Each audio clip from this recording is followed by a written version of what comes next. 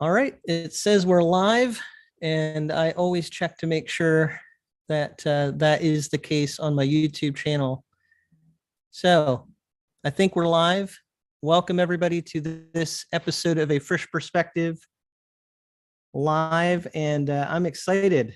We're gonna have a lot of fun talking about this topic today. I have as my guest with me Mark Ward. Mark, thank you so much for joining me today. It's my pleasure, Tim. Good to talk with you again. Yes, and Mark is a prolific person. He does a lot of things. One of the things I do want to mention here, and a lot of you probably know this, that he's a book author of the book Authorized: The Use and Misuse of the King James Bible. And one of the things that I have pointed out is that one of my early videos was about this book. And so I kind of have to say thank you that Mark, you kind of helped me get this channel off the ground in a way, talking about Bible translation. I didn't know how much I would be talking about Bible translation when I started my channel, but your book really interested me. It happened to come out the same year as when I started my channel, and it's a subject matter that I found very interesting. I'm curious, as we get started here, if anybody's out there, I see one person who said hello. If you hear us and it would be really helpful just to know if you're there, say hello in the comments. We'd love to see who's out there. Maybe tell us where you're from too. But I'm just introducing my guest, Mark Ward here, and talking about the book that he wrote. And it's a really good book. And I'm curious, I've never really heard the story as to like what led you to write this book and kind of how that came about. I'm just curious, what's the story behind the book? Well, I was just looking at your profile and reminding myself that you went at some point, at least, to Boston Baptist College, which used to be Baptist Bible College East, a campus of the Clark Summit folks, but actually they're in a different sort of strand. So obviously, I remember that you had a King James only background. So did I. In high school, I was in a King James only church. I attended their Christian school. And I always hasten to say, because it's true, I had a good experience.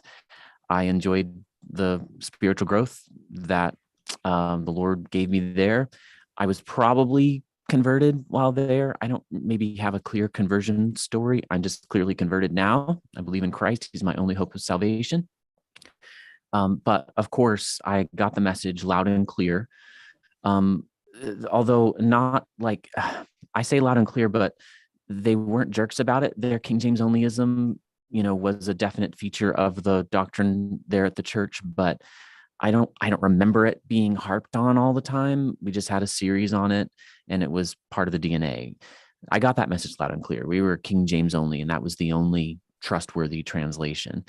But then I landed in college, and not without really knowing it, in a not King James only school, and in the church of one of my Bible teachers, who proved very quickly to be the best expositor that I had ever heard. And I still think that he's the best I've ever heard.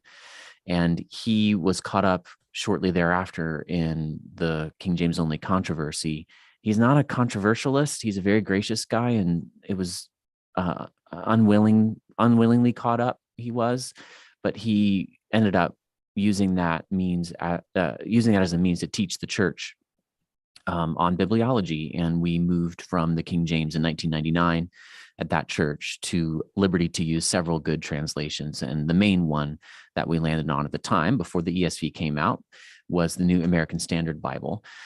And that's the main element of my answer to your question. Briefly, how did I write the book? I was involved in ministry and evangelistic ministry, and I just saw over and over again that people couldn't understand the King James Version. They had a hard enough time understanding the New American Standard Bible in the not so nice parts of West Greenville that I served in for 15 years. And that kind of radicalized me, I guess. I just never saw the point of teaching kids memory verses that they couldn't understand because of the archaic English. And even if, I could explain some of the archaic elements, like it's already hard enough to get them to understand basics. Why would I saddle them with this extra burden? And then I saw that this issue could actually use one more book, one that focused on understandability, readability, English, which were kind of my nerdy specialties, and not so much on textual criticism, which I can also talk about, but prefer typically not to. Okay. Well, I do want to mention that in the comments, someone asked a question, and I find this to be humorous in light of what you have written, Mark. The question is this going to be a KJV onlyist rant? And the answer to that quickly and resoundedly is no, it is not going to be. No. It's going to be a totally different kind of rant, right? That's true. It will be a rant, but not a KJV only. Because the funny thing about that is your book is actually pulling people away from King James onlyist thought and philosophy and approach to ministry. So it's kind of ironic, but yes, in case anybody's misunderstanding this book is actually not defending King James onlyism. I guess this is a good time for me to go over to Mark's YouTube channel page. And I encourage you to check out his YouTube channel. Also, the book I showed, encourage you to consider purchasing the book. I will put links to all of these in the video description of this video. But Mark's YouTube page, I'll have you tell me why it says the Bible for Plowboy, but you do a lot of different videos on different subjects, but you certainly covered Bible translation a lot. And one of the things that is a repeating theme in your work is really dealing with people who are very entrenched in KJV onlyism and helping them to, I think, see a broader perspective and approaching that from a very, I would say, academic point of view, but also a very charitable point of view. You know, you are not trying to attack people. You're not trying to, in any way belittle them, but you're inviting some really thoughtful and good conversation. So why do you have the Bible for the Plowboy as the picture for your channel here? My 12th grade year, 1996 to 1997, a traveling ministry called the Academy of Arts, which was actually based in Greenville, South Carolina, and I presume Nikki Chavers, the founder, is a BJU graduate. Came to my King James only high school to help us put on a play. And they were so good at what they did. I'll never forget. They're just wonderful people. And I was actually the lead in the play. I was William Tyndale in the play, Ere Many Years. And that title comes from the famous statement that William Tyndale offered to some nameless bishop in then Catholic England. Ere many years, I shall cause that the boy that driveth the plow shall know more of the scriptures than thou dost. And so the plowboy became something of a rallying cry for at least English Bible translation. And I think he ends up serving as a suitable audience today for Bible translation. And what I've come to realize is that vernacular translation isn't a battle that you fight and win, and then you can rest on your laurels. It's a value that needs to be continually defended. The ability we have to speak to the plowboy in his language, in this case, in his English, is something we can't take for granted, because tradition may end up encrusting the Bible translation that we all use to such a degree that he can't really fully understand it anymore. And I've always thought, what a great providential irony in my life. I was a rising graphic design major at the time with no plans to go into Bible teaching ministry. I wanted to serve the church with my graphic design, and I did end up going and studying graphic design in college. But the Lord knew better, and I was called, I think, to a ministry to defend and serve the plowboy. That's great. And I do want to mention, someone said in the comments about me not wearing a cap. I know people are used to me wearing hats all the time, and I hope that's not too distracting that today I don't have one on. And hopefully the light reflecting off of my head here will not blind anybody who's watching. But back to talking about your channel, Mark, one of the favorite things I've seen on your channel for me is your series on you going through some Bible translations and saying that this is the best translation. And I really enjoy those a lot. Again, I'm encouraging everybody to check out Mark Ward's channel here. A lot of great content. But I love those videos because I've asked you before about what you think is, the best translation. I'm sure we get that question all the time. People want to know. And the answer is there is no answer to that. All the good I ones. think all the good ones. Right. Yes. But you do it in a very provocative, and I mean that in a positive way, a way that gets people to say, yeah, well, why is he saying that's the best one? And then you're really showing why that translation is a great translation Useful. for the purpose it was created for. Yes, exactly. And we're going to get into slogans and how it relates to each of these translations. That's really our topic for today. But what do you have to say about that whole issue? Like, what led you to do those videos on the best Bible translation? Naturally, I believe in my message. And although I sometimes joke when people ask me, why did you write this book? And I say, I did it for the money. If you actually saw my royalty checks, which I'm grateful to get because the laborer is worthy of his hire. And I did put a lot of labor into this. It's not paying the bills. Shall we just say that? I can take my family out to Five Guys burgers and fries, and I'm grateful. So I didn't do it for the money. I did it because I believe in the truth of the message. I am a herald. And I'm heralding the truth. In 1 Corinthians 14, edification requires intelligibility. But so naturally, when I see this, what I will call a massive problem of people teaching that the Bible actually insists that we must use only one translation, and it has to be the King James, despite its archaic English, or maybe even sometimes they say because of its archaic English. Sometimes people would want to turn that into a pro.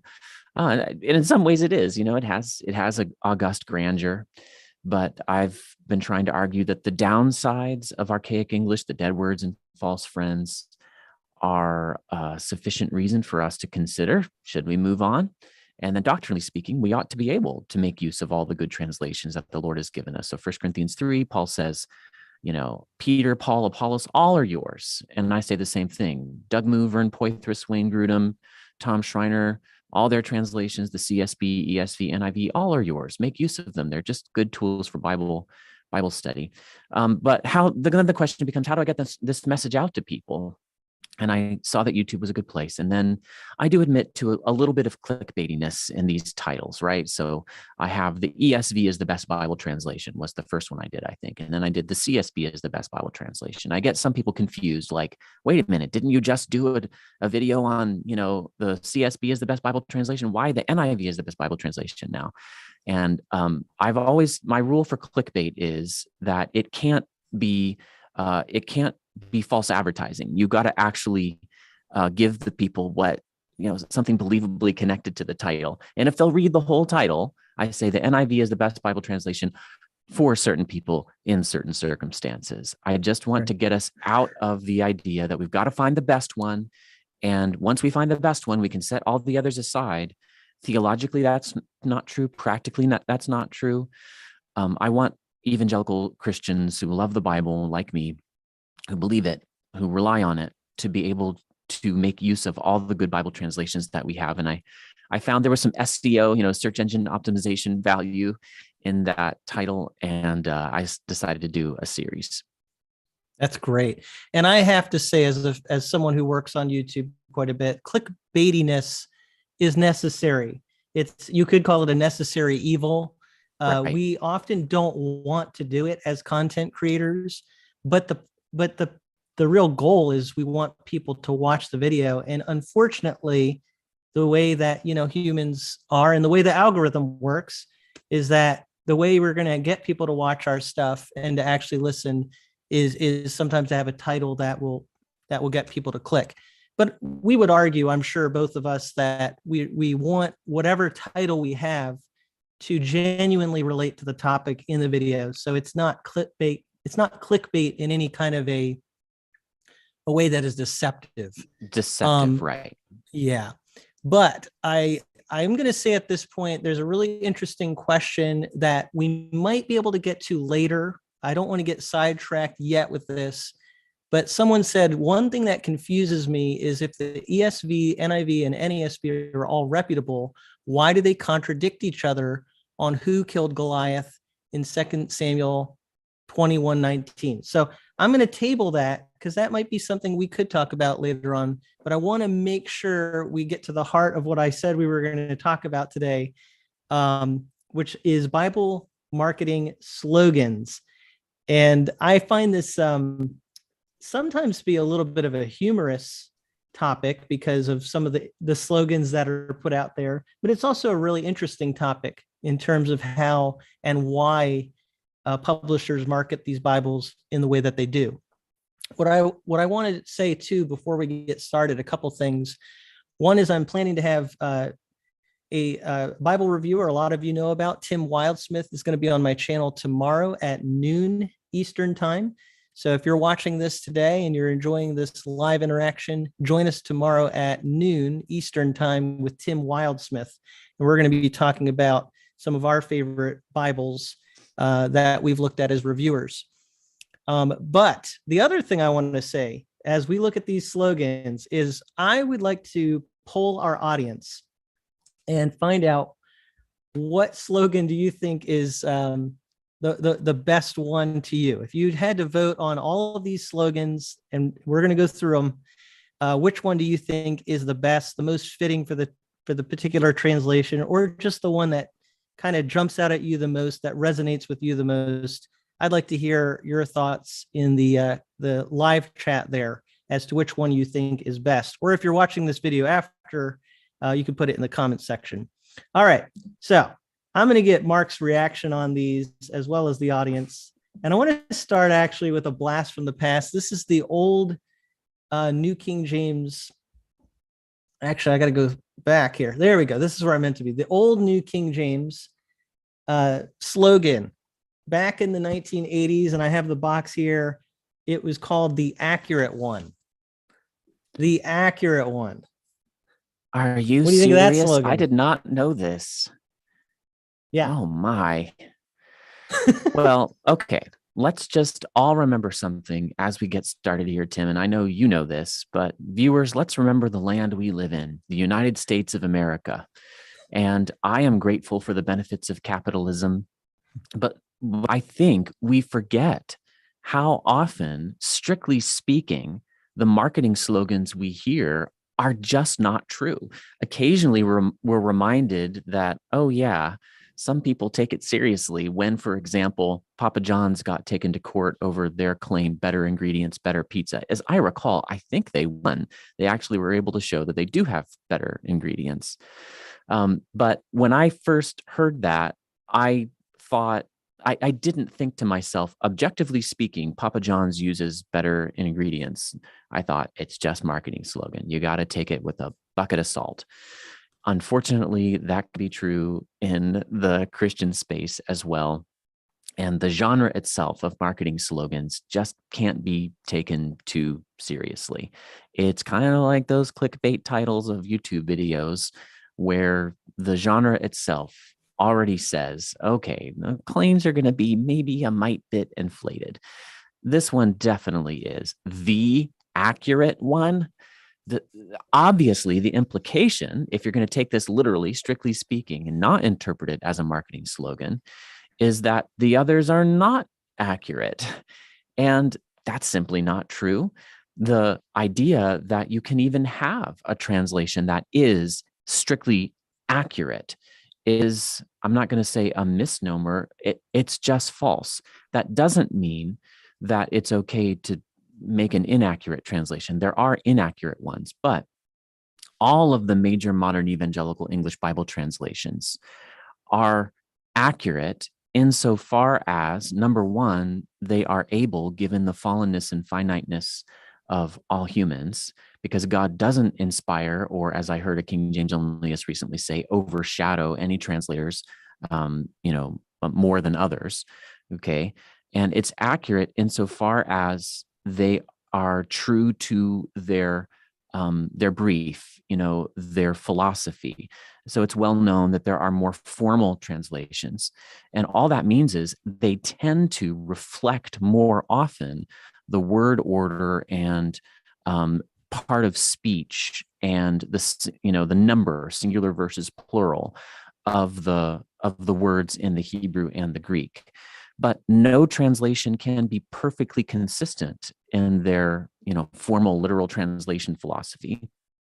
And none of the quote unquote functional, or sometimes called dynamic translations like the NIV or NLT, New International Version, New Living Translation, none of them is perfectly consistent in being functional and dynamic. They actually use literal translation all the time. It actually tends to be the basis of what they do. And they, stray from it only when they feel that it's required to get the meaning across to their audience. So I understand the marketing language, but the accurate one, it grates on me because I'm trying from my sort of neutral place. At Logos Bible Software, we call ourselves an arms dealer for evangelicalism, because we publish, we include books from every possible tribe that's interested in Bible study, even ones we all disagree with. In my neutral space, I'm trying to say to the Bible translation world, stop the fighting and don't enable and abet the tribalism that collects around these translations. And it's not going to sell more books to say and to tell the truth about the New King James Version, an accurate translation of the Textus Receptus and Masoretic text underlying the King James Version. It's not as catchy, but it would have the advantage of being true. Yeah. And that's actually what you just said really highlights the difficulty. It's that marketing is all about making your product look like the best thing. And yet at the same time, you can really step over a line ethically in how you market things. And I think calling the NKJV the accurate one is getting pretty close to that line. I actually saw another NKJV years ago that on the cover said the best Bible for study, something like that, which I thought was also a little bit of an overstatement, perhaps, as if it's the only, that's the best one. All right, we've got to move on now. We're going to circle back to the New King James because I actually have a newer slogan that I'm going to show you for the New King James, but I thought that was a good one to kick things off with. But we're going to go now to the CSB. And the CSB's slogan is faithful and true, which is actually based on a Bible verse. I think it's from Revelation. And so I like the CSB. I'm a little biased here.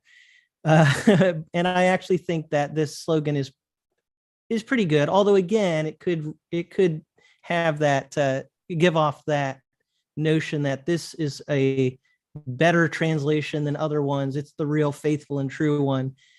But I see what they're getting at here. They're trying to be faithful to what the original texts say. They do have the translation philosophy of optimal equivalence, which is definitely a good marketing term.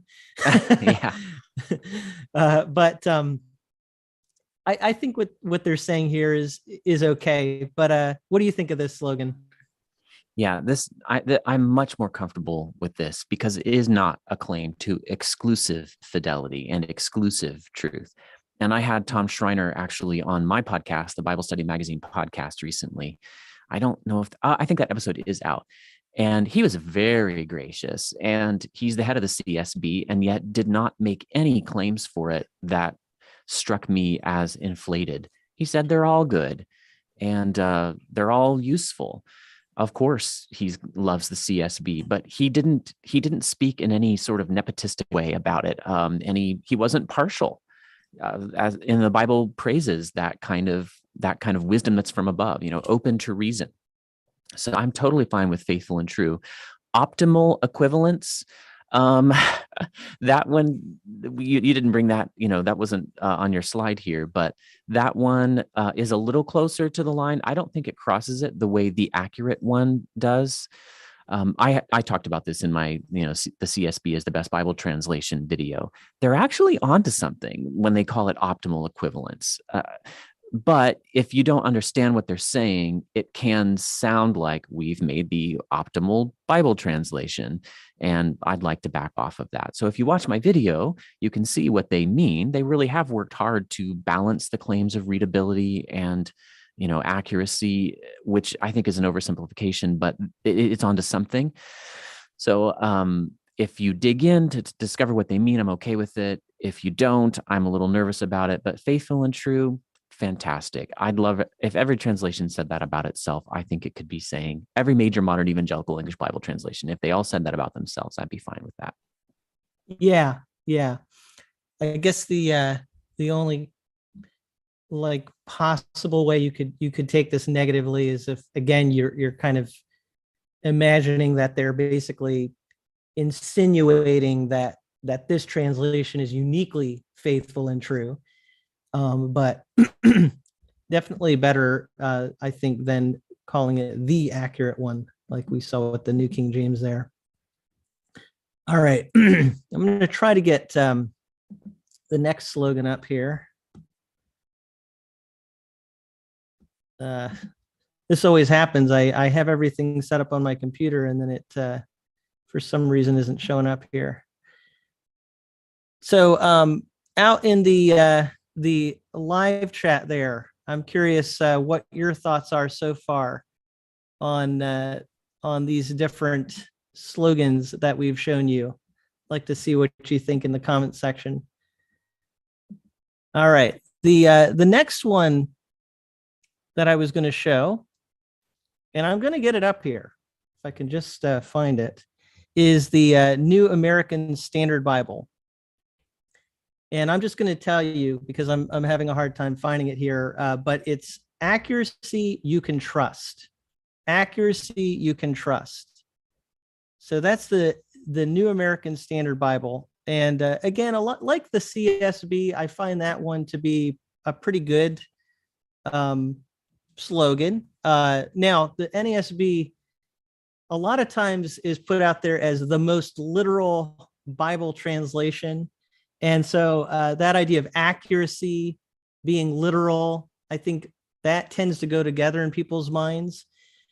My only thing is, and I think people like that were behind the NIV would probably point this out, you're not always going to be necessarily more accurate by being literal. If someone's reading the Bible and they don't understand what, a certain phrase really is getting at, sometimes literal could theoretically be less accurate. So that's a caveat there. But what do you think of the slogan, accuracy you can trust, with the NASB? Now we're back to something that doesn't imply anything negative about other Bible translations. And that's really quite a feat. So I praise whatever marketer came up with that.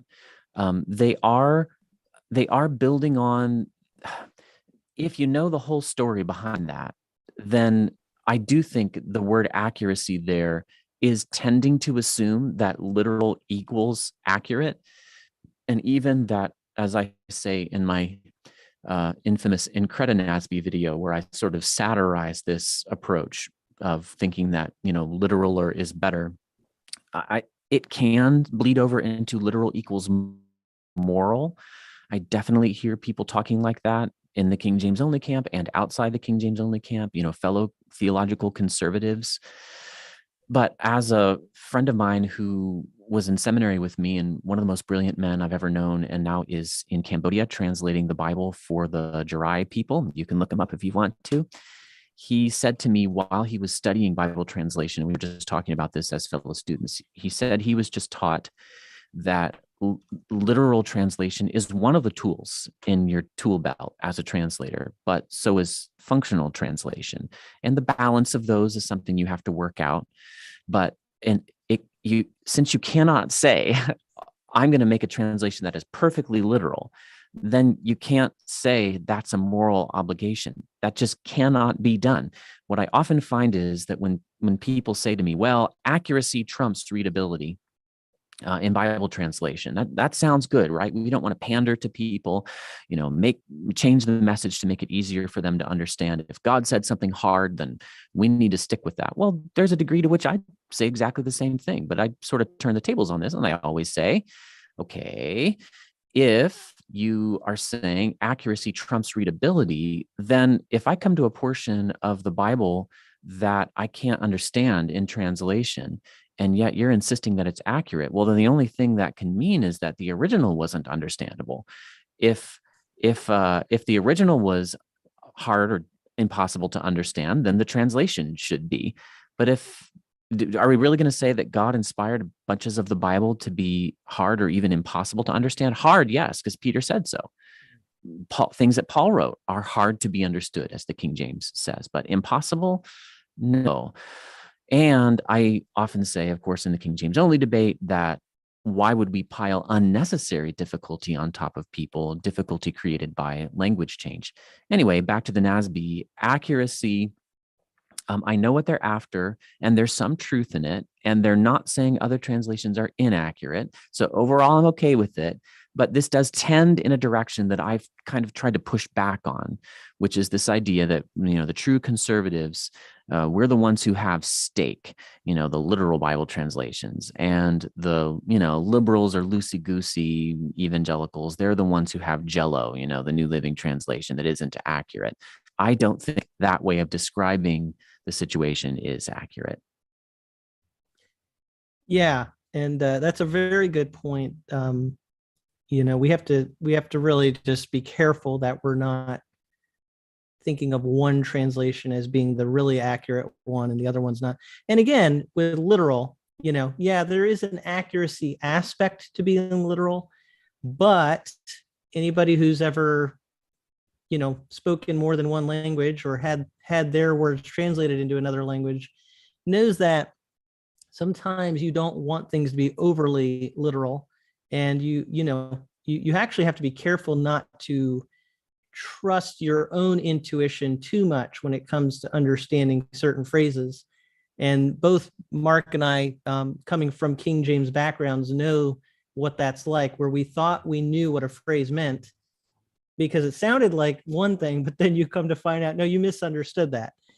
So I'm gonna move on though to the relative of the NASB, the Legacy Standard Bible, which Mark spoke a little bit about on his channel recently. And here is the slogan that I found for the Legacy Standard Bible: your translation for a lifetime. So that's an interesting slogan.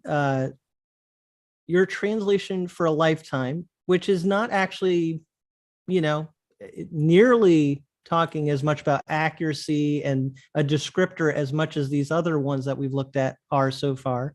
I think it's more, and if I hope I quoted this correctly, but I think it's basically, just saying that this is something that is going to have longevity to it. This is something you're going to be able to use, and it's not going to change all the time, which I certainly think is what they're appealing to. How does this strike you, Mark? Yeah, you said it. You stole my thunder. That's exactly what I think.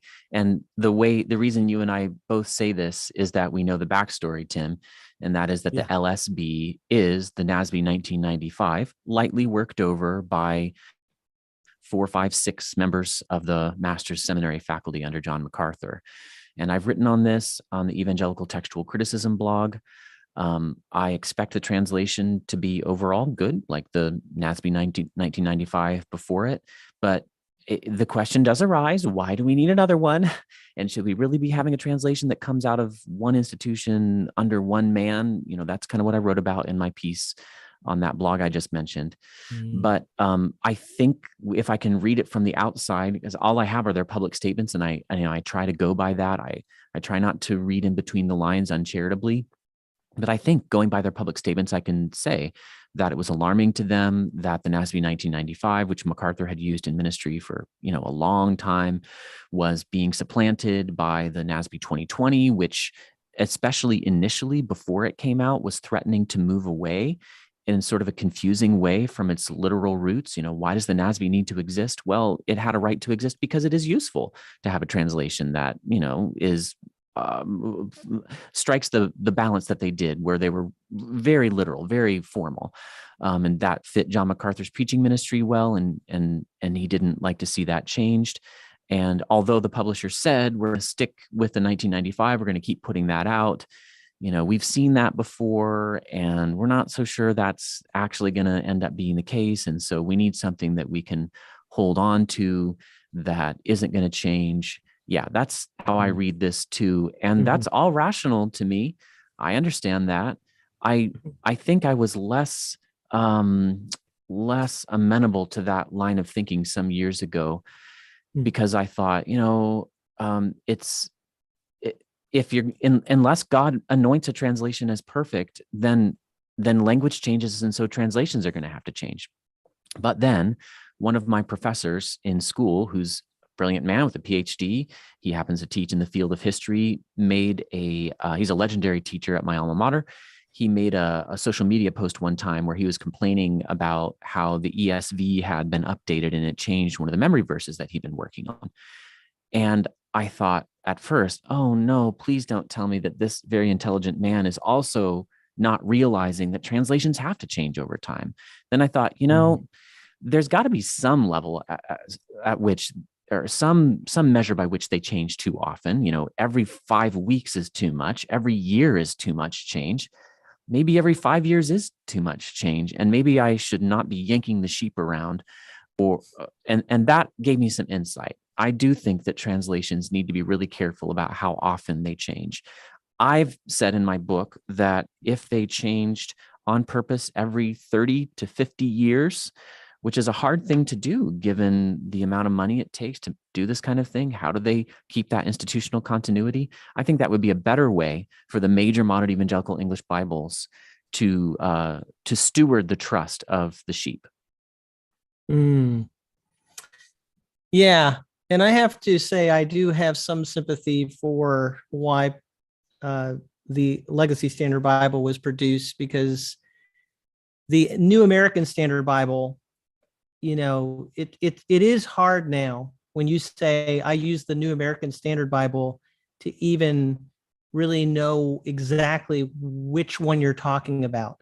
There's a little bit of brand dilution, I think, that's taking place with the NASB, and I get why they're doing what they do, but someone actually wrote in the comments, this is a little controversial. They said that the NASB 2020 equals the TNASB, which is that's good. That's a reference, in case people didn't know, to the TNIV, and interesting point that you're making there. And I understand where people are coming from with that. I would argue that the NASB 2020 is a little bit more, it's a little different than the NIV's approach. For example, with brothers and sisters, you actually have and sisters in italics. So, but I get what they're saying. There is that gender language issue that does come up in the NASB 2020. So I see why people are saying that. But anyway, that's the LSB. So I'm going to go back to our slogans here. The next one is going to be the NIV. It was a good segue. The NIV, and now we're getting into Zondervan and Nelson they're under HarperCollins, and I notice a pattern with their slogans. They just use 3 words. And so the NIV is accurate, readable, clear.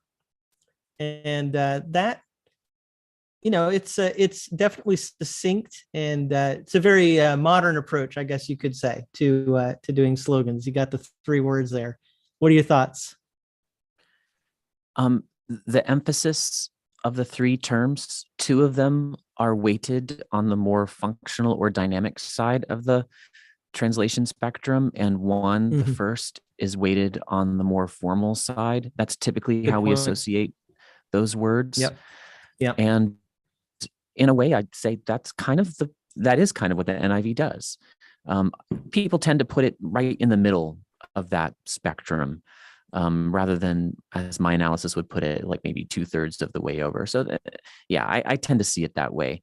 I think the first word strikes me as a defensive term, because they've been challenged over the years saying you're not accurate because you're so intent on being readable and clear that you're willing to set aside important details that you could get across in English if you would just be more formal or literal. I love Doug Moo, and I've benefited from his work. He's the head of the Committee for Bible Translation that puts out the NIV. I recently had him on my Bible Study Magazine podcast to talk about his landmark book on Paul that's just come out. I mean, the guy is an incredible machine for putting out valuable work, written work on Paul and Romans. He's written the top commentary on Romans. This is a guy who knows what he's doing. And if you look at the rest of the translators, Craig Blomberg is on there.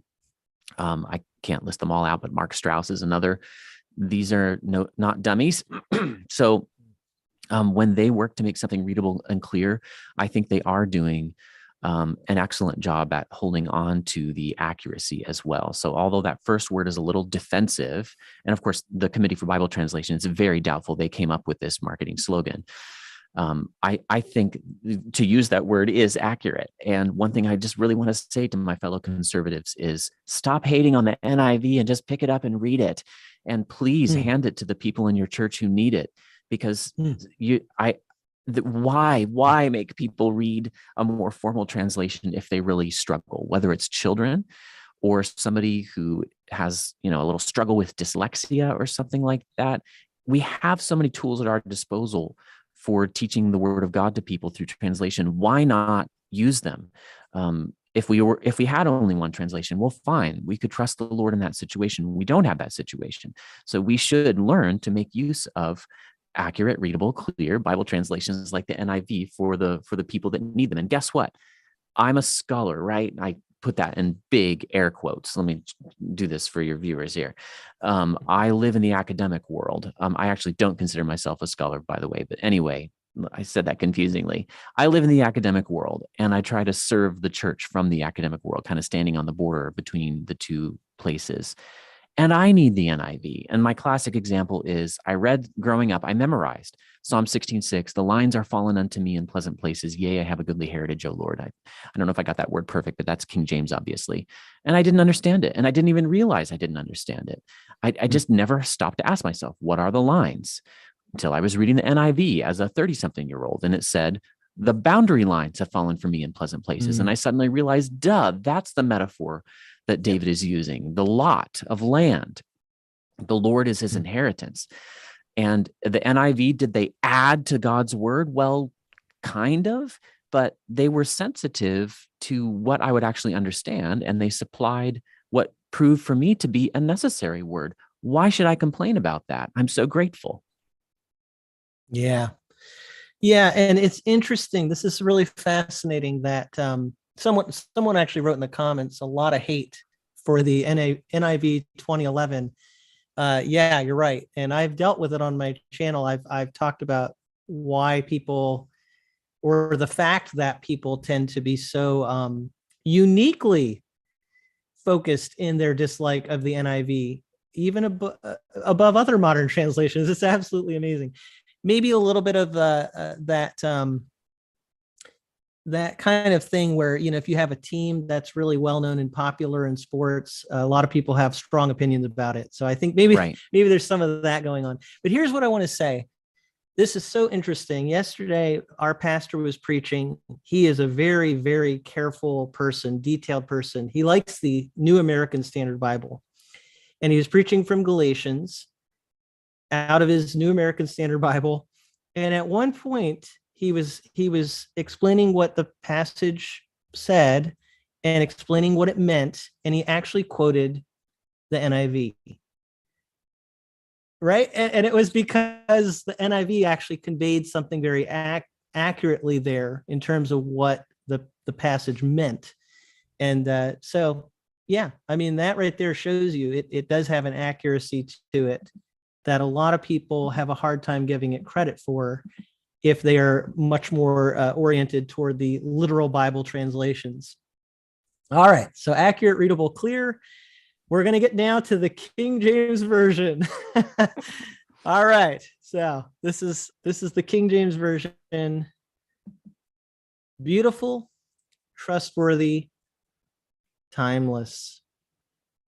I think you know, Uh, Tim, what I'm going to say here.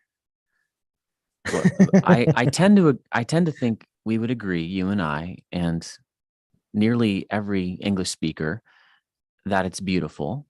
It strikes my ears as beautiful to this day. I grew up with it, but there is something beautiful about Elizabethan language, even when it's outside the King James. Trustworthy, absolutely. The King James has proven itself to be trustworthy. Not perfect, but overall, very, very good. It served the church very well. But timeless, I've got a massive problem with that. There is no such thing as timeless language.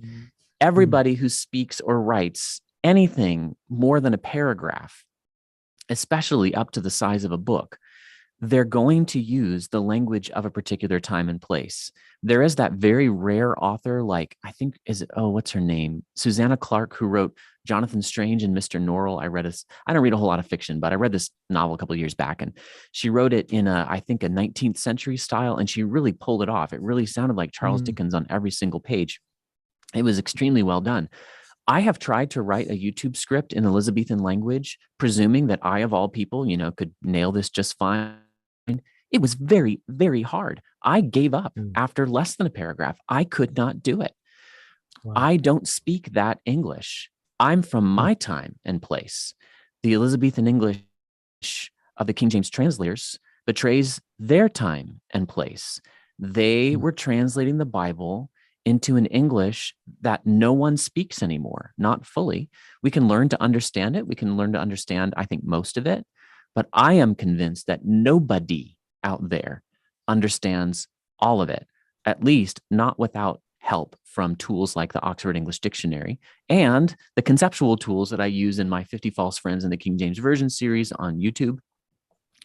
It is not timeless language. There is no such thing. That betrays a real misunderstanding of what language is, because what is language? It's like a cloud, always changing. Now, it's a very slow change typically, but it's not a thing that you can put in a box. It's always morphing. And on the edges in Kenya and in India, it's significantly different.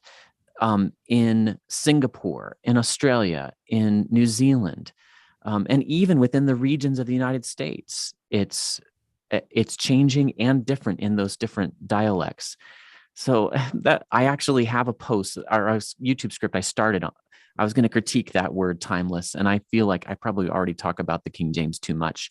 Not that I'm saying I'm going to stop, but at some point I've got to stop, don't I? Tell me what to do, Tim. I think that the topic is going to merit a lot of attention for years to come, for reasons we both understand. And, that particular slogan, I do get the fact that they're trying to say the King James has stood the test of time. It has stood out in the English language heritage compared to other translations. I guess in that sense, it's timeless. It is considered a classic. If you go to Barnes and Noble and you look on their classics table, if they sometimes will have a Bible on there, their own edition of it that they've produced, and it is a King James Bible. So, but I totally agree with you. There, in a real fundamental sense, no form of language could ever be considered timeless. Because language does change. So you're gonna find the New King James slogan that we're gonna close off with here, the new King James slogan, as opposed to the old one that we looked at earlier. And then I'm gonna go back through quickly, just so everybody can see them one more time and vote on which one you like the best. And some people put in a couple of other slogans in there. If you see those and you want to vote on those are fine too. But of the ones I'm showing here, here's the last one. It's like they copied from the King James slogan, I think. Beautiful, trustworthy, today. So you see, it was actually a play on something there is what they were doing. They use the T word timeless for the King James, and then they use the T word today for the New King James. So it is kind of clever. But what are your thoughts on this updated slogan for the New King James? Yeah, I find this to be restrained and, here we go with that word again, accurate, beautiful, trustworthy today. I do think the New King James is beautiful because the King James is beautiful, and the New King James doesn't stray very far from the King James. It doesn't do exactly what the King James did in every place that it could, but it obviously is a revision of the King James Version. A big part of me wishes that they'd been able to, back in late 70s, I guess, when it was being done, in the early 80s is when I think it was finished. I wish they'd been able to just make it the King James, work with Cambridge and Oxford to do that. But given that they weren't able to, these three strike me as accurate. The New King James does speak in the English of today. It's now coming up on 40 years old itself. I'm not aware that it's had revision since, I want to say, 1982. I just don't know. But even if it hasn't, that's well within the time scale that I've suggested for Bible translations. And I've said 30 to 50 years, but I could imagine something like this lasting longer and that being okay too. So I like this. I think this is restrained. I want people out there to really believe me when I say that I don't mind if we disagree about textual criticism. And by all means, use the New King James Version and Modern English Version, or both or one. I don't care. If you prefer the Textus Receptus, underlying the King James New Testament, then you can use the New King James or Modern English Version. Some people have said the New King James is a bridge version that is actually deceitful because it's trying to get people into the modern versions and away from the King James. That's conspiracy theory thinking that, of course, I don't endorse. And I just want to say, hey, if you go across the bridge version and you stop on the bridge and you camp there the rest of your life, totally fine with me. What my concern is that everybody read and use Bible translations that are made into their English. I'm not even saying get rid of the King James. I don't think that. I haven't done that. But at least for your own studies, supplement your reading of the King James with your reading of a contemporary translation, maybe the New King James. And in teaching, in Bible teaching, especially if as in most church contexts you will, that you're going to have children or new believers or ESL speakers or any of a number of other categories, folks with learning disabilities who are going to have extra struggle with the King James English, then move to a contemporary translation or take steps toward that, because of 1 Corinthians 14, edification requires intelligibility. And the New King James would be a great place to go to if, as a lot of people who contact me say, I grew up in King James onlyism, I've watched your videos, I read your book, I'm persuaded that the King James is no longer, we can't say it's the only good translation, and we really probably shouldn't be using it as the main pulpit Bible in church because of the people just don't understand it. The bus kids don't understand it.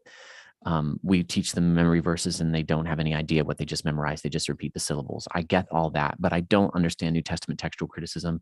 It makes me really intimidated. And can you explain it to me? But I'm not sure I really have time to dig into it all. What do I do? That's the kind of emails that I get. And I say, brother, just go to the New King James. Just table the whole textual criticism thing for as long as you want. As long as you're not actively creating division over it, I'm really okay if you kind of feel conscience bound to stick with the textual critical decisions of the King James translators. They're tried and true, totally fine. We can work on that later. The New King James is a great place for that. That's right. Totally agree with you. And so what we're going to do, because we are running short on time here, we're going to start to wind things down. I want to give our audience a chance to tell us which slogan they like the best. And we started with, I'm going to actually say, if you want to vote for this one, put NKJV 1, because this is the first one I showed, the accurate one. And hopefully not too many people will vote for that one. I'm just kidding. Vote for whatever one you really like the best. And if you like the newer NKJV slogan, you can put NKJV 2. So this one is beautiful, trustworthy today. And then the CSB was faithful and true. The NASB, accuracy you can trust.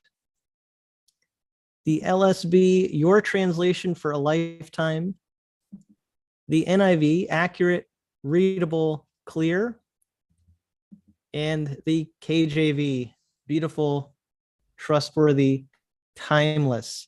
And yes, as someone pointed out in the comments, all the Nelson Zondervan slogans, they were clearly limiting their team to only 3 words and no more when they created these slogans. All right, so it's been great to see a lot of interaction in the comment section. I can tell this is a topic that interests people. An issue we were not able to get to today because of time limitations are textual issues. And someone did ask a question that I think I may do a video on that sometime. Maybe Mark will be able to come back on sometime, and maybe we could talk more about why do different Bibles say, some different things? Why are there some differences, like they pointed out with the issue of Goliath, for example, in the Old Testament? Why in the New Testament? And both of us have dealt with this question a lot. Why are certain verses taken out? That's what some people think. And so it would be interesting to talk with you more about those kinds of things, because I know people have a lot of questions about them. So, if we're able to, maybe we could have a discussion and let people ask questions related to textual issues. I know it's your favorite subject too. So I've made a vow. I've made 3 vows in my life. One was to love my wife with the true love of delight, and I've kept that vow. I love my wife. 2, I personally will never vote for a pro-abortion politician. I've got my reasons for that. I'm not saying other Christians have to make that vow any more than they have to vow to love my wife. My 3rd vow was I will not debate textual criticism with anyone who insists on the exclusive use of the King James Version. And I made that vow not in a trite way, but as a way to remind myself not to get caught up in what I believe is not the real issue. The real issue is translating into the vernacular. Whatever text you prefer, translate it into the vernacular, because the TR is an excellent edition of the Greek New Testament. Do I think it's the best? No. It doesn't matter. Unless I have a perfect alternative, I'm really fine with all of the major options out there, and I don't have a perfect alternative.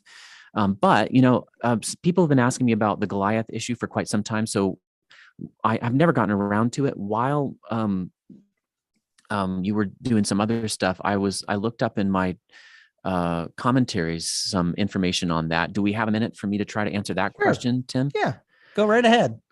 Okay. Well, actually, maybe I should share my screen. Can I do that? Is that easy or hard? I believe I've given you permission to do that. So, okay, I'm sharing my desktop. And first, I'm going to share. Where did it go? You can see the jacket that I've been looking at on. No, that's not where it is. Come on. I just had this up. Oh, I know where it is. It's got to be over here in this tab. Here you are, Tim. Okay, I went to the King James Bible site here, and this is the 1611 King James. And if you actually look at that verse, I'll try to make it bigger here. And there was again a battle in Gob with the Philistines, where Elhanan, the son of Jaare-Dregim, a Bethlehemite, slew the brother of Goliath, the Gittite, the staff of whose spear was like a weaver's beam. And if anybody out there knows the 1611 King James, they will recognize that the equivalent of italics in that version was putting language in Roman type. So that is what the King James translators did. They actually inserted this language. And although italics are most often used for words supplied by the translators that are not technically present but are demanded by the language, so that's what you see up here with the word was, the staff of whose spear was like a weaver's beam. So that's called a copula. That's the technical linguistic terminology for it. And frequently Hebrew elides copulas. That means they leave them out. Hebrew leaves them out, and they often need to be supplied by translators. So you will frequently see was and is in italics in the New American Standard Bible and in the King James Version, any versions that use italics. That's what explains most italics. Sometimes the word the, maybe, it's often simple words like that. But here, they're actually using the equivalent of italics to edit the Bible. They see an apparent problem, contradiction in the Hebrew text. And so they add words that are not there. I looked at the Hebrew, and you can look at the Hebrew. I think I have it up here in Logos Bible software. Where's my Hebrew tab? I had it open. Aha, here we go. Biblia Hebraica Stuttgartensia, which is exactly the same text in this place that the King James translators were looking at. And here are those verses, and you can see Goliath the Gittite right here. You can see Elhanan right here. And there is no word for brother. The brother of is not there. So they have edited the Bible. Now, they indicated that they were doing so by using Roman type, and they put see 1 Chronicles 25, which says, let's go ahead and look at it. I'll look at it in the King James, 1 Chronicles 20, verse 5. There was war again with the Philistines. Hanan, the son of Jair, slew Lachmi, the brother of Goliath the Gittite, which is actually not what the text in 2 Samuel says. We've got a problem here, a textual problem, and the King James translators solved it. I'm going to have to say sort of by cheating. I'm not going to say they erred because I don't think they commit very many errors, but I'm going to say they weren't perfect and they weren't inspired. They weren't given the authority by the Spirit to add words. This is what's called in tech support terminology, a known issue. And when I looked into my commentaries on this, here's the New American Commentary, which is put out by Brodman and Holman. This one's by Robert D. Bergen. In other words, this is conservative, evangelical. Scholars have dealt with verse 19 in three ways. They either treat it as a true contradiction present in the original manuscripts, a true contradiction introduced by a careless copyist in pre-Christian times, or as only a seeming contradiction that can be removed in interpretation. The Jews are aware and have been of this problem as well. Their traditional explanation resolves the difficulty by asserting that Elhanan was an alternate name for David. And Bergen offers a helpful chart where he outlines the different views that are available. And as often with some of these ancient, difficult problems, we may not know the right solution until we get to heaven. I am still an inerrantist. I believe there is no error in anything the Bible affirms. Everything the Bible says is true because it's the words of God. And as Jesus said, the scripture cannot be broken. Let God be true and every man a liar. But I allow for copyist errors to creep in, and I allow for places where good Christians can solve the difficulties differently. And that's what we have with the various translations. They're good Christians. The evangelical ones are good Christians trying to solve this difficulty that even the Jews have recognized for centuries, solving it differently. I can't even say what my preferred method is. I will say that even before I looked in the commentary literature, which I haven't done in a long time or maybe have never done, I found it somewhat appealing to think of there being possibly two fighters from Gath named Goliath. I don't know. It's not super satisfying, but it's more satisfying than saying there's an error in the scripture. And to me, more satisfying than saying there's a copyist error here, although I'd be open to that as well. So what we're often dealing with here when people bring this up, and I'll stop sharing my screen now, Tim, is people saying, well, the modern versions are introducing contradictions. But if you knew what was going on in the King James, they're doing sort of the same thing, right? They're trying to solve the contradiction, but they're doing it by being honest, which is good, and adding the words in Roman type, which acknowledge, okay, actually, we got this from somewhere else, and the Masoretic text here, they're basically saying there's an error in the Masoretic text right here that we've got to resolve by adding words from another passage. That's kind of cringe-inducing, right? I don't think my King James only brothers would. I've never heard them really dig into this. I'm sure some of them must have, but I always hear them levying it as a charge against the modern versions.